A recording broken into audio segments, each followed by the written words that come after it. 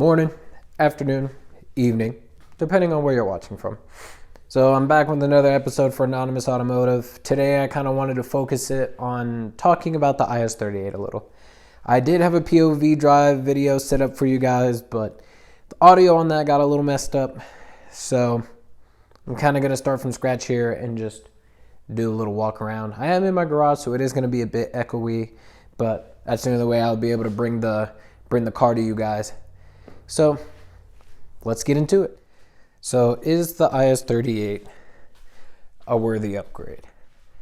Yes and no. It really all comes down to kind of what you're coming after, and by that I mean like what numbers you're chasing. Are you going big horsepower? Are you more the daily driver type? And that is kind of where you will kind of start your process, right? Kind of what turbo you're going to lean on. But in terms of the IS38, this isn't really a big horsepower turbo. It can make quite a bit. I mean, by all means, coming from 220, it really is a big pump up, because you will be in like the 300s. So technically, yes, it could be a big turbo, but to me it's more OEM plus, because it's the IHI. It's fresh out of the Golf R. So with that being said, what kind of power numbers can you expect? For my Midwest folk who are restricted to 91, like myself in Colorado, I am currently seeing about 355 on APR. Integrated Engineering estimates their dyno numbers to be 356. EQT off the shelf is about 355 as well. And I say off the shelf because EQT offers custom files. So what that means is, yeah, you could probably adjust boost pressure a little bit more and squeeze a little bit more out of it. For my East Coast and folks who have 93, your powers are going to be a little bit more into the high 360s, 370s ish. And my people on corn, you'll be touching shy 400s. And that's good. That is pretty good, reliable power. And as long as you keep up with your maintenance, it just will not go wrong. Granted, depending if it's DIY, yeah, you could miss something. It happens. It just kind of happens that way. You can miss stuff. But in terms of longevity, my daily driver folks, my peoples who don't put the car away, you drive this thing all the time, every day, 24/7 as much as you can. Rain, winter, doesn't matter. This is a good upgrade. This is a good way to go. And I think APR is a solid way to go, in the fact that it's just, they work with a lot of dealerships. Like, dealerships can offer you this tune. Maybe not with the IS38, you're probably likely going to blow warranty. But like APR itself, you can get a nice stage 1 tune and not override anything. Not to say other, tuners can't get that same possibility. I haven't seen it yet. So I would strongly recommend kind of taking a look at APR for my longevity daily driver folks who aren't looking to immediately jump warranty. Folks that plan on going all out, I moved over here. I saw that sunlight. It was kind of driving me bananas. So I'm going to kind of stay over here and kind of hope it doesn't do the same thing. But for my folks who are kind of just looking to get as much as I can out of it, I would go with a custom tuner. I would look at Sneaky Tune, 5150, EQT, Eurodyne, the Maestro, like the fully adjustable one is good. You just need a tuner. And there's tuners out there who tune for Eurodyne, so it's possible. And United Motorsports. I don't know how popular United Motorsports is, but I do have a contact who informed me that they do flex fuel. And instead of paying for more maps, you can kind of fill it up and the ECU will adjust. Like, flex fuel is such the way to go nowadays. And you really could just squeeze as much horsepower, as you want out of it.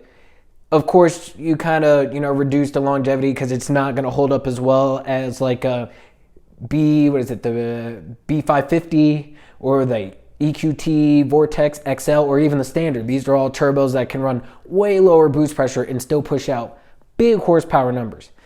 But why the IS38?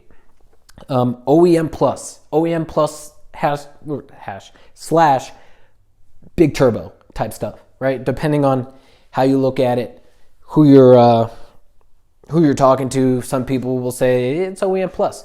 Other people will say that it's big turbo. Yeah, I'm in between. I get it. It's not the IS20, but I also get it. It's out of the Gulf R. It's not really aftermarket per se, even though IHI is an aftermarket company, but to each their own. So I am on APR's IS38 tune. To some, that is stage 2. To others, that is stage 3. I'm going to leave stages pretty open market too, because God forbid. That is a war in itself. It's almost the same thing as DSG versus manual. It's hectic. It is what it is. But in reality, the IS38 tune makes great power. It makes great power for me. I hang out. I get to go out and enjoy, some good runs with my friends. And it really holds down the power well. I should follow that up with I am on the low torque file. So if you've never had a chance to take a look at a low torque file, I recommend trying one out, because the amount of wheel spin I minimize is pretty great. I'm on all seasons. Let me show you. So I'm on these great handy dandy brand spanking new. They're only like 2 days old. And yesterday I was going out doing some pulls for the initial video I had for you guys. And I didn't slip, From a dig, they broke briefly. It kind of was a dig into a roll, but, you're not really going to break like that. I mean, traction control off, you can kind of control all of that, throttle stuff yourself, which is always great. But I would definitely recommend trying a low torque map, because it's pretty fun, to be honest. The power just feels so instant. And granted, a lot of the DSG folks get that quite easily. Granted, they can spin tires too, but they might hook a little quicker. And us manual guys, well, it's our job all the way through. So, we did it to dedicate, and, well, a low torque map might be the way to go. So, long story short, all in all, why go the IS38 route? Good entry-level turbo. Good power. You'll see at least 100 horsepower gains depending on who you go through. Good longevity, at least in my case. By all means, I have no idea how other turbos hold up. They could be just as strong, just as reliable, but 21,000 miles and not a single problem. So longevity, you can beat the crap out of it and this thing will still treat you so well. And you still have a chance to hit a good 400 horsepower, just shy in the 400s. High pressure, low pressure fuel pump will get you there on some good low pressure fuel pump multi-port injection, which is the way I would recommend, because multi-port injection, which I just learned other countries have, we here in the US do not. Multi-port injection, I would recommend, even if you don't plan on going E. It's a great thing to have in there. It's just healthy. It's a healthy upgrade. But low pressure fuel pump, multi-port injection.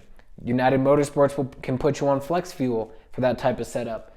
And a lot of tuners can easily put you on corn and you can touch shy 400 horsepower. Not here at elevation. Colorado, I'm sorry guys. For anybody with high elevation, mainly us Colorado folks, we are even on full E85. This will only hit about 370, 375 to the wheel. So I hope I answered all your questions. If you have more, if there's anything else you would like me to research, talk about, find some answers for, drop it in the comments. Leave a like. Subscribe if you like the video. That's all I really have for you guys today. I hope you enjoyed this episode here at Anonymous Automotive. See you guys next round. Just remember, enjoy the little things, because every little thing brings a little bit of happiness. Bye.